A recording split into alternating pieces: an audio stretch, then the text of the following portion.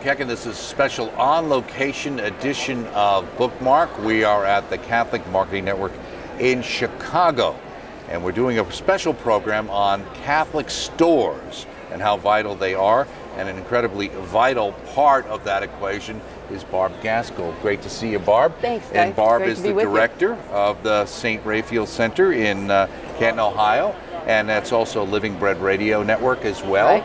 And a great friend and supporter of Mother Angelica, because you're located in Canton, Ohio, which was Mother's hometown. Yeah, it's a great joy to have her as one of our hometown gals. Right.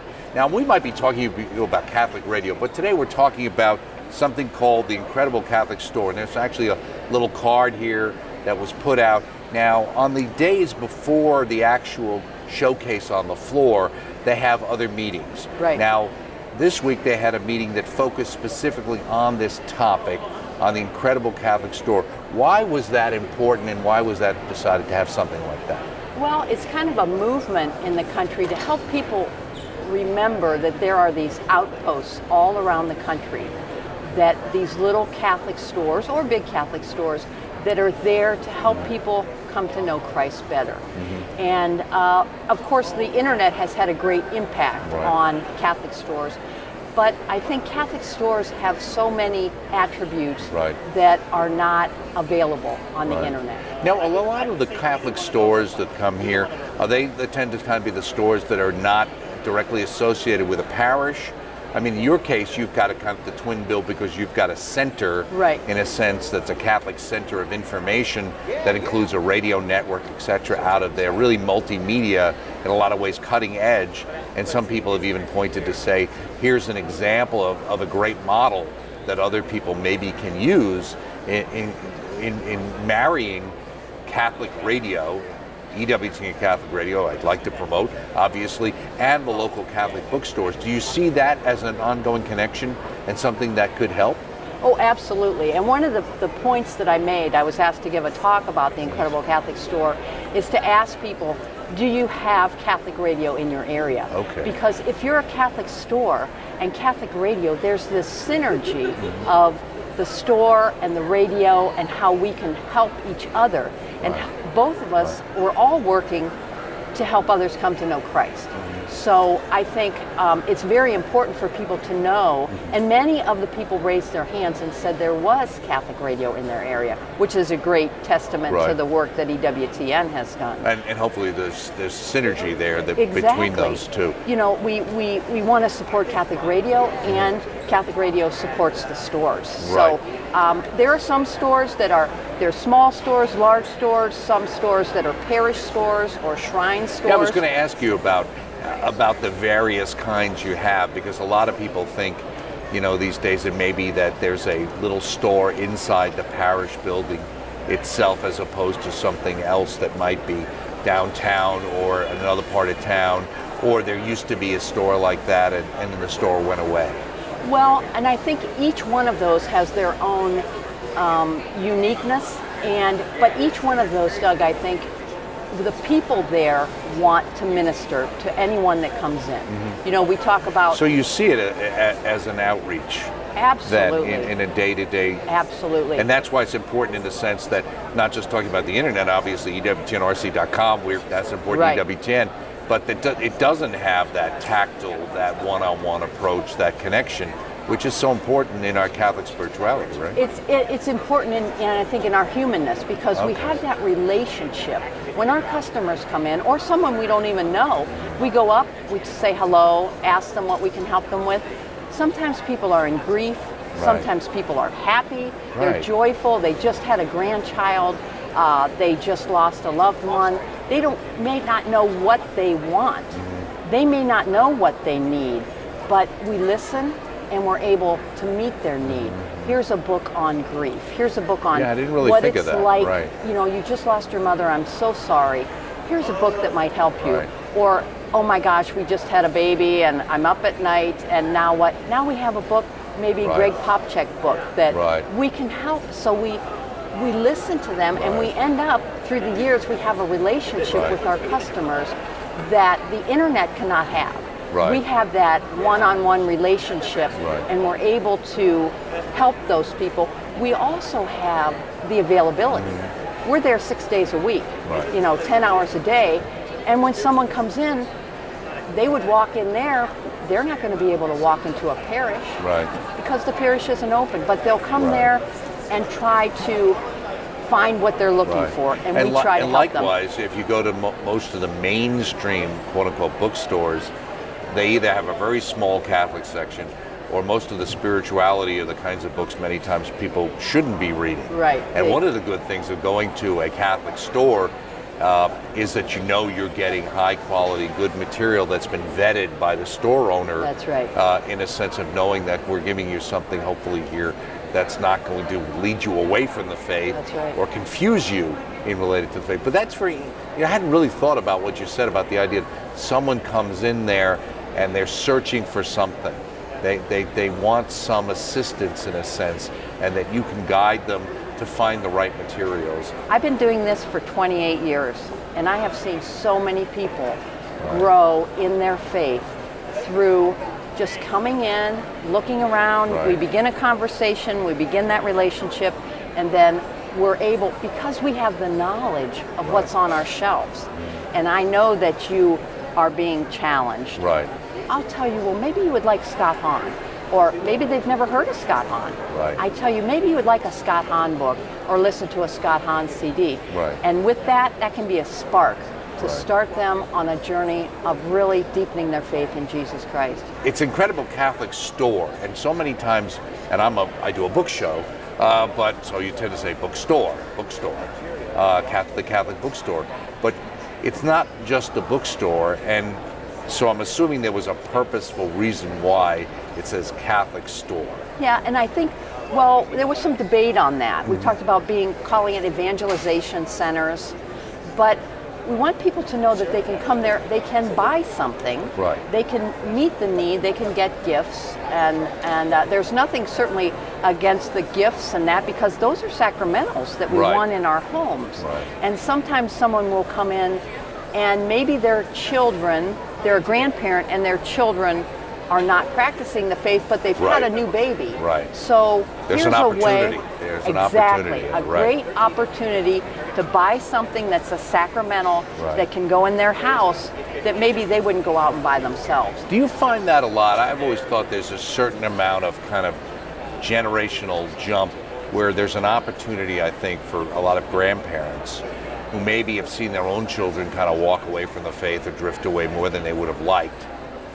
But they maybe are babysitting or taking care of the kids during the day because mom's got to work in the world we live in today or whatever.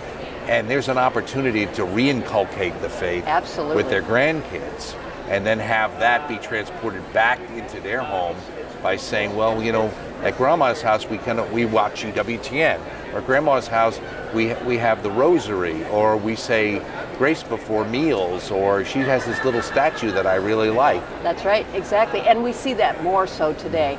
A lot of two homes where two parents are working, and grandma watches the children, and then grandma comes in and buys little books, and we help them for the age level. Little books that they read along with their other little books, or their little grandma bag that they take. And so there's lots of grandparents out there that are really trying to help keep that spark of the flame of the faith alive. Because we know we're always somewhat dumbfounded by how many people never heard of EWTN, or tell us later, why didn't anybody ever tell me about this? Do you have that same experience? We do, and I think it's all across the board. There are people that come in that have supported us for 28 years, and there's people that just come in and say, wow, we didn't even know you were here. Look at all that you have. It's amazing, but usually if people come, unless they're a visitor, they come back. Because, as you had said before we went on the air, when you go into a store like that, usually there's a piece. There's a piece, and we play music, we play religious music, and there's a piece. People will say to us, gosh, I could stay in here all day. And we say, you're welcome. Because we live in such a noisy world. To go to a place like a Catholic bookstore or a Catholic store, there is a sense of that separation. Well, I have a cute story too. There's a couple young couples that have very young children, and there's two couples I can think of. And when they have date night, they come to our bookstore. Really? Okay. And now they go out then and Right, they have right. dinner and then they may go see a movie. But they'll come for an hour and walk around the store, maybe buy a couple things, listen to the music, and they'll say, it's just so nice to come here. And that just touches my heart. Here's two young people, that have a couple children, and they want to come and spend their time in a Catholic store. Right. How amazing is that? Right. It's just exciting. Right, and also in Canton where you are, one of the little devices here, your little card is about the Mother Angelica tour, and I can tell you, we're not talking about Hanceville. We want you to come to Hanceville and the Shrine and come see the network. But if you're in Canton, Ohio, where Mother was born and raised, there's something called the Mother Angelica Tour, which I had the privilege with many of us at EWTN when we had a family celebration in Canton a number of years ago to go on. Why don't you tell us a little bit? It's motherangelicatour.com is the website. And why don't you tell us what that entails? Well, Doug, as we said, Mother was born and raised in Canton, and so we take folks to the important places in her life. St. Anthony's Parish, where she was baptized and actually where she got her call for vocation. We take them to the Rhoda Wise Shrine, the local mystic. And who was Rhoda Wise? Tell our audience who Rhoda Wise was. Rhoda Wise was actually a Protestant woman who had a terrible tumor on her stomach, on her abdomen. She was actually healed of that through our Lord. And our Lord appeared to her, and also St. Teresa appeared to her a number of times. She was sent home to die, and then our Lord healed her. And she was a local mystic. She would receive the stigmata. This was in the 40s, 30s and 40s. She would. And the house is still there. So it's still there, so we're able to go there, take the people there, and see this wonderful little place where Mother Angelica was healed when she was a teenager. And so that's one of the high points, I would say, of our tour. Also, I'm happy to tell you that the cause for Rhoda Wise has been opened. And that was last year in October. There was an opening mass, and just this week the beatification cards are out now for praying for her beatification, because she is servant of God, Rhoda Wise. So if someone wanted to help support that, what would they do? There's rhodawise.com. Find out about all the information about Rhoda Wise. And then motherangelicatour.com. So we take them to, of course, that's one of the high points. We take them to the Rhoda Wise Shrine. In the afternoon, we go to the Rhoda Wise grave. And we also go to the Sancta Clara Monastery, which you have been to, where Mother, she entered in Cleveland, but a year later she came to Sancta Clara. And then she spent about 17 years there at Sancta Clara. And that's where she made that famous bargain with God. And we also went to, I think, her parish when she was a kid. That's right, St. Anthony's, So it's really kind of growing, the whole idea of the Mother Angelica Tour, and people coming in from out of the area. We do a local tour once a month.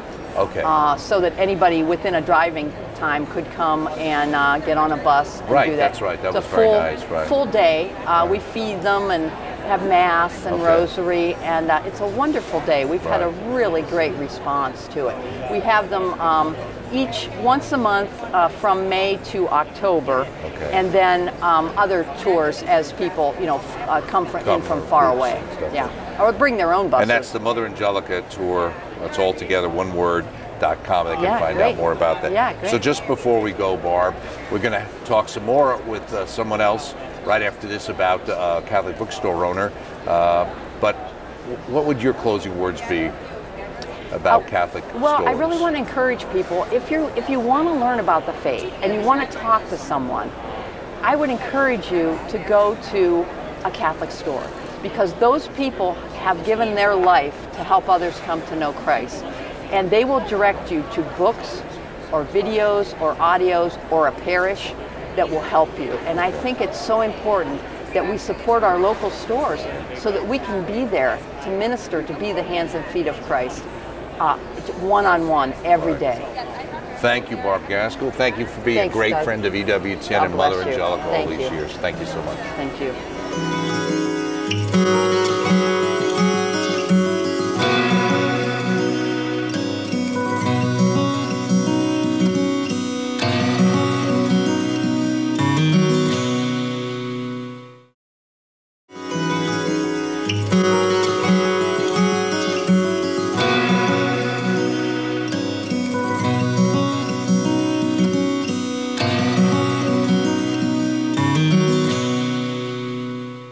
And we're here at the Catholic Marketing Network in Chicago. I'm Doug Keck, talking about the incredible Catholic store. And I'm joined now by one of those people who runs one of those incredible stores. This one happens to be in Lincoln and in Omaha. You've got two, and it's Tim Brox, Gloria Dei, Know, Love, Celebrate, and Defend the Faith. So that's right. Tim Brox was obviously born a wonderful Catholic, raised in a wonderful family, whose dream was always to own a Catholic store. And make millions. And make millions of dollars. No, right? No. So tell us who you really are. Yeah, my name's Tim Brox. I'm a lifelong Lincolnite from Nebraska. And, I grew up sort of a lukewarm Methodist. My parents had me baptized, and I went to church as a youngster, but by junior high and high school, it kind of, we'd just go in every once in a while. And I attended a Methodist college that's in Lincoln and graduated with an English degree, but kind of through that whole experience, I had a lot of life changes, and I really felt the Lord speaking to my heart. And when I started investigating, I realized that the Catholic Church had the richness of the faith and the fullness of the faith. And so I became a confirmed member of the church in 1993. Okay. And shortly after that, I discovered that there was going to be a store that was in Lincoln. Okay. Or that was going to be opening in Lincoln. Okay. And so I contacted the owner. Right. And one thing kind of led to another, so she hired me right on the spot before we ever even opened the store. Right. And so we opened in 1993 in Lincoln. Okay. And grew and expanded several times. Right.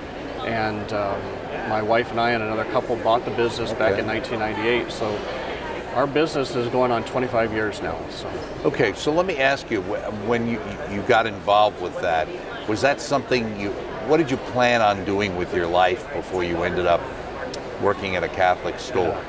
I had been working in advertising for a medical research firm in Lincoln, and found myself unemployed in the early 90s, right after I graduated from college, and just a whole series of providential events that the Lord put me together with this woman who had founded our store.